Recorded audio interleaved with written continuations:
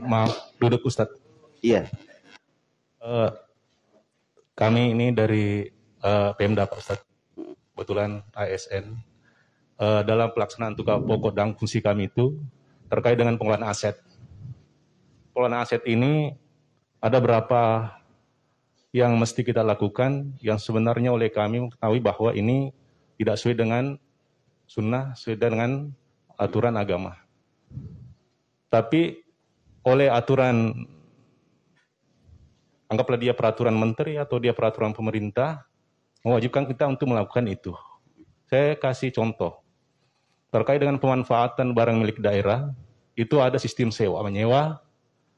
Itu kita tidak diberikan ketentuan bahwa kita boleh menyewakan terhadap pihak ini. Nah, oleh kami ada berapa yang kami lakukan menyewakan ke pihak perbankan. Itu yang pertama.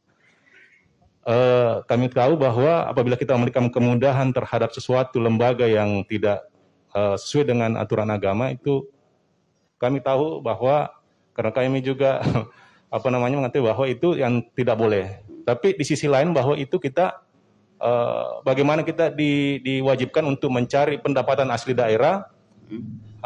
Di sisi lain aturan ini bertentangan dengan sunnah. Itu yang pertama, Ustaz. Kemudian yang kedua juga ada dalam hal pengamanan barang milik daerah itu kita juga dituntut untuk, anggaplah dia misalnya kendaraan dinas atau bangunan, itu dituntut juga untuk melakukan asuransi kendaraan. Dan kami tahu juga asuransi ini tidak sesuai dengan aturan yang ada.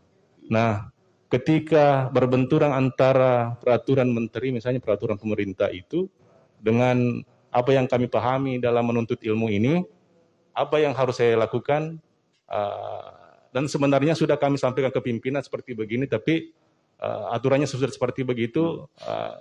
Mohon petunjuknya Pak Ustaz. Assalamualaikum warahmatullahi wabarakatuh. Waalaikumsalam warahmatullahi wabarakatuh. Seorang pegawai, seorang karyawan, seorang bawahan dan lain sebagainya, itu dia punya konsekuensi dari pekerjaan yang dia lakukan. Jadi sebenarnya ketika sebelum seorang mendaftar jadi pegawai, jadi ASN, maka dia harus sudah tahu apa konsekuensinya nanti kalau saya jadi ASN. Hal-hal yang ada di kedinasan kita atau di kementerian kita harusnya sudah paham itu. Maka itu konsekuensi. Nah, tapi kalau kita sudah masuk di dalamnya dan ternyata itu terjadi, maka semampu yang bisa kita lakukan, kita lakukan. Merubahnya dengan cara yang baik, dengan hikmah, ya. Kemudian memperbaikinya dengan cara yang hikmah. Dan seorang tidak akan mungkin murni tidak ada kesalahan ketika dia berada di sebuah perusahaan. Apalagi perusahaan tersebut orang-orangnya tidak paham dengan agama, atau misalnya dia tidak mempelajari tentang apa yang boleh dan apa yang tidak boleh, maka pasti akan banyak terjadi pelanggaran. Dan orang-orang yang ada di dalamnya pasti akan masuk di dalam pelanggaran tersebut.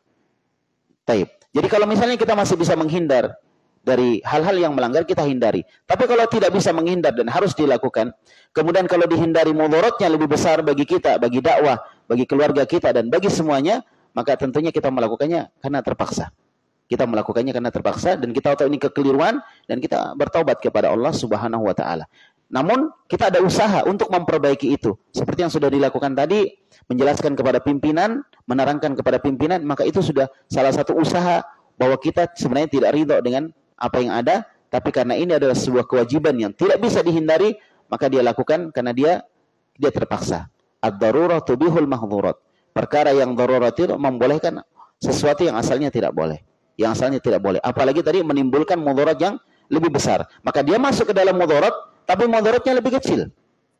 Kalau dia lepas itu, maka mudaratnya lebih besar. Maka terpaksa dia lakukan sesuatu yang ada mudaratnya tadi. Karena dia lihat mudaratnya lebih kecil. Wallahu a'lam bishawab. Jadi teruslah lakukan perbaikan. Dan alhamdulillah kalau di tempat saya sendiri, ya saya sendiri melakukan hal yang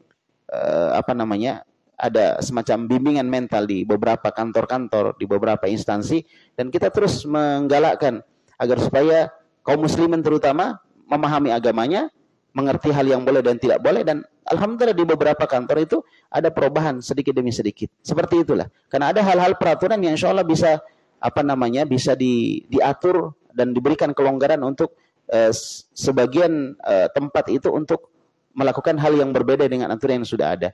Insya Allah itu teknis, tapi teruslah lakukan perbaikan. Semoga Allah memberikan kemudahan, dan kemudian kalau kita yakin melakukan sebuah kesalahan, maka bertobat kepada Allah Subhanahu wa taala. Ya, karena kita manusia yang lemah, tidak mampu untuk menghindari hal-hal yang seperti yang disebut